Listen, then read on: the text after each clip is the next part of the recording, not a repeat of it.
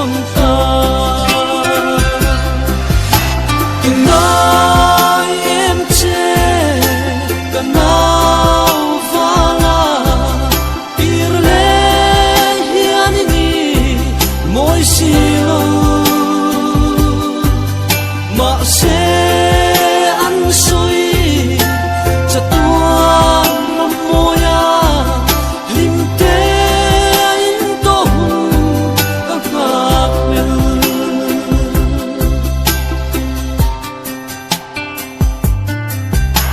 cả nào du ta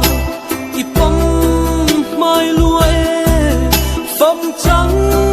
mai ăn rong gặp hello che vang lai ni le